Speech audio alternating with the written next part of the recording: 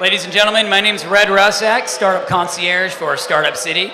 Last interview before we get to the pitches tonight, I want to introduce a very special guest, a very unique guest. Can you introduce yourself to the audience, please? My name is Wade Brooks. I'm the Executive Director of the Willamette University MBA Angel Fund and a professor at the business school. Now, the reason I say this is unique because this is a one-of-a-kind program. Can you tell me a little bit more about what you do?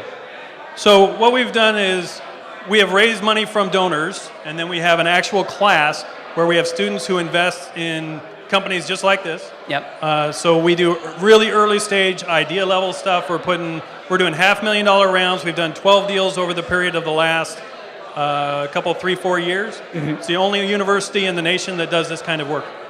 You invest in what kind of companies, if you just look across the board? So mostly tech companies, but it can be anything from consumer goods. It doesn't really matter. Some stuff we don't do because we don't have any expertise. So we probably won't do a biotech deal, for example.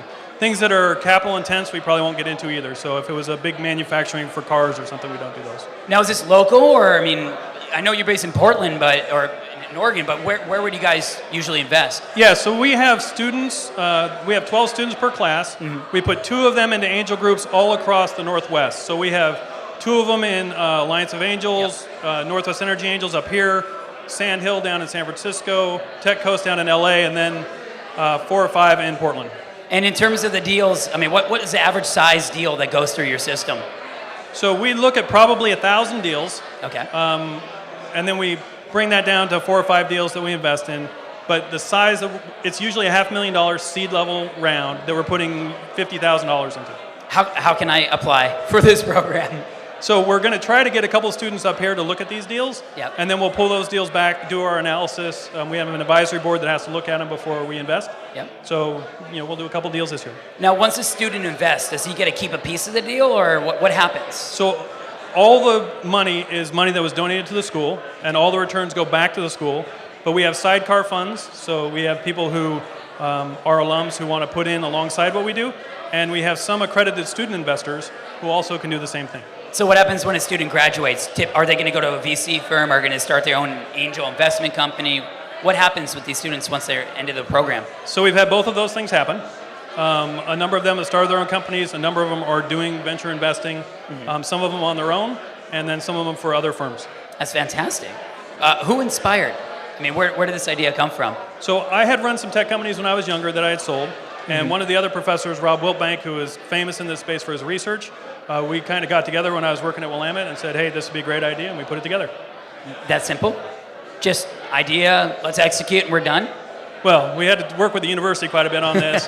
We had to talk to donors. We started this right in 2008 after the crash, and so we were going to table this, but as I was talking to a couple of folks, they really liked the idea. They wrote a check, and we said, okay, well, let's get it going.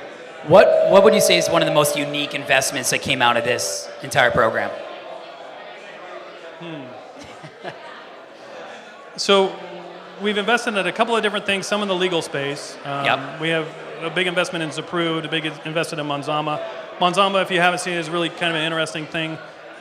They do kind of where they get a whole bunch of information for lawyers about yep. all their cases, the people who are on the cases, pull all that data back. So as a lawyer, you would look at this and you have your own basic page of all of the data.